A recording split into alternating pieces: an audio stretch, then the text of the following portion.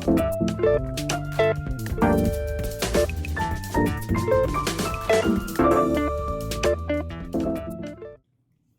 let's take a look at HappyFox, our ticketing system. At RCS, it's at rcs.happyfox.com. When you get to the site, you'll see on the home page, there's a big search box that you can type questions in.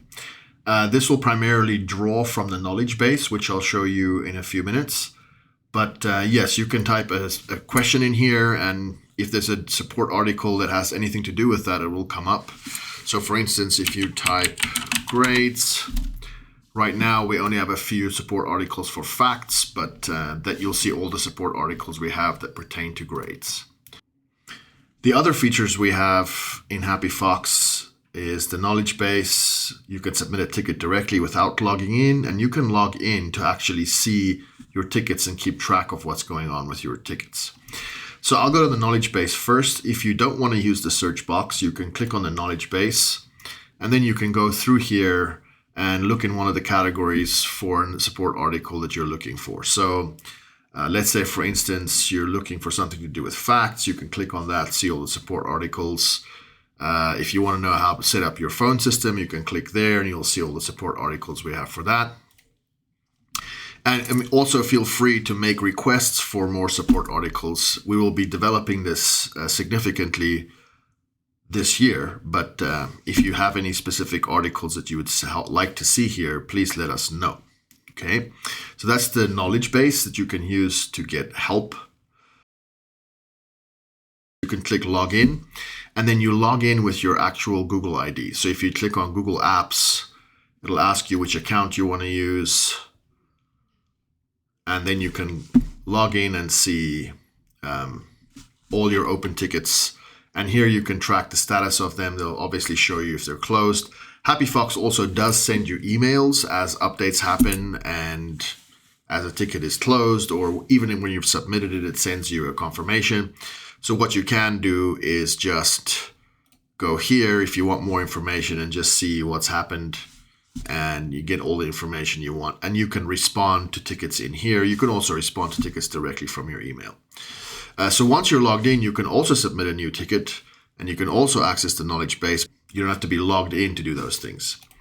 In fact, to submit a ticket, it's probably better if you're not logged in, because actually the interface looks a little bit better when you're not logged in. So we'll go over how to submit a ticket next. Okay, so when you want to submit a ticket, you come here to HappyFox, to the home page, you don't have to log in, just click on Submit Ticket, and then you'll see the interface. So what the interface does is it forces you to pick a category for your ticket and then enter a subject. And as you pick a category, you'll be presented with different things, different options that you have to choose from. That helps us better support you because it directs more specifically to people who need to help you or what your specific issue is. Okay, so you can see that there's a general outline here of how a ticket works. You're going to have to enter your full name, your email, your phone number, check the box, check this, probably click a bunch of images to show that you're not a robot, and then click Create Ticket. So that's the general way that this works, but I'll show you each individual category as well. When you want to submit a ticket for facilities, you go to Submit Ticket on the HappyFox homepage, pick the Facilities and Maintenance category, and then put in your room number, and then Facility Maintenance. So let's go over the situations first. So if you go to Facility, here are the types of things that go to facilities. Okay, so what you want to do is pick whichever one you want here, whichever issue you're having. But please, a big thing we want to emphasize is that you need to make sure that you actually verify that there is an issue. So if someone comes and reports something to you, please go and verify that the issue actually exists before you put in a ticket and someone shows up and there's nothing actually happening. Then also in the subject line, please put very specific information. The topic, as in plugged sink in the boys' bathroom in the middle school, a very specific location in the middle school, hallway or wherever it is. And then you can say, a more general area as well if you want. But the more specific you are and the more detailed information you put in the subject line, the quicker people can categorize this and see what needs to be done and come and help you. And then also obviously put in a detailed message.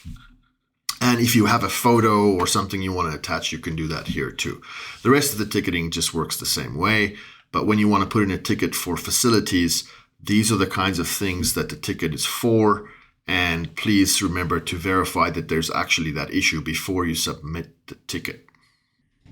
Facilities asked me to also add that if you see a clear emergency that needs to be taken care of immediately, that you should not submit a ticket, but rather call at extension 7501 or use your radio on channel 3 to call facilities. If you have a facilities emergency and you cannot get hold of them or you don't have a radio, then go to your divisional office and they'll be able to contact them. So let's talk about submitting a ticket in the facilities and maintenance category. Put your room number again. And this time we'll go over the maintenance part. So maintenance, these are the types of things that maintenance requests are for: heating, AC, doors, gates, paint, repairs, snow removal, salt, furniture, things like that.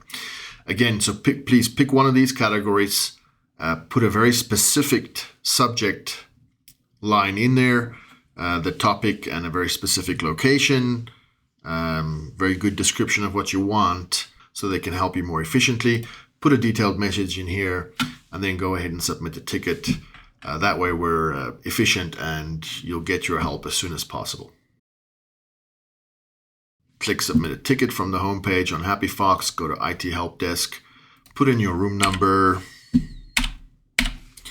and then enter the subject line. So again, just like for facilities and maintenance or educational technology or any of the other ticketing systems, please make sure that you are very specific in the subject line with what you need help with. And then add a message with some more details, the specific technology, the specific website that's not working, the specific things you've tried. Maybe you can put in the message here to try and resolve the problem yourself. And then you can go ahead, add any attachments if you want to take a screenshot of what's going on, and then go ahead and just submit the ticket like you normally would. So let's go over submitting a ticket for marketing and admissions. So you'll select marketing and admissions. You'll see a whole bunch of checkboxes that show up.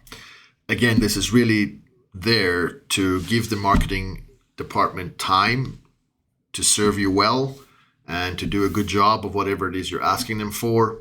And also just to categorize very quickly so we can assign tasks to the relevant people efficiently. So you'll see that there are timeframes behind all the categories that you can check. So if you want a social media post done, allow a week for that social media post to be done from when you submit the ticket. So you have to do this a week in advance from when you want to show the social media post online. So it's the same for all of these subcategories, and you can see there all the categories that are available to you. So pick one.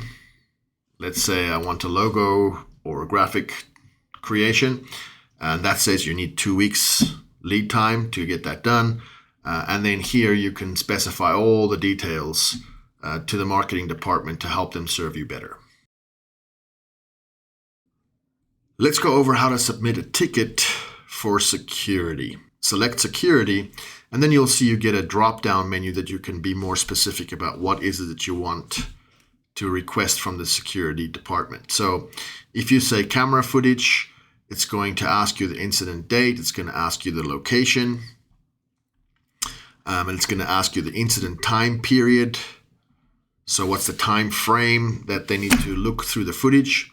And then just be very, very, very specific. So for footage requests, make sure you name the individuals to be observed during the footage request if you have that information.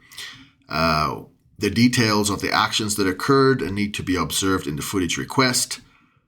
the location where it took place. Again, these things are already specified here, but just be very, very specific about all the details of the incident.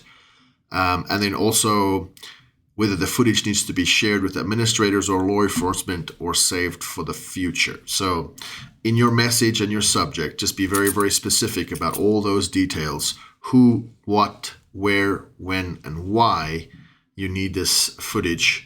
And then the security people will follow up with you. The second category here is event security. So event security is if you're asking for someone to provide security at your event. Again, the date, the time frame, as you can see down here. How long do you need security coverage for? What's the event's title? Where is this going to happen? And then be very specific in your subject line so that you can help the security people figure out quickly how to serve you best. Put all the details in here in the message and then go ahead and submit your ticket. As in the case of a facilities emergency, if you have a security emergency and someone's in danger, don't put in a ticket. Call Ryan McGonigal at extension 7503 or 970-473-1676 for immediate help. Finally, let's talk about submitting a ticket for transportation. So select the transportation category from the drop-down, enter the date, destination, departure time, all of the information that's requested there. Just please note that the number of passengers will determine the type of transportation that's provided. This is decided by the facilities director. Also, make sure that you indicate if the student number is over 25, because if it's over 25, SAGE needs to know that they need to reduce the lunch they're offering.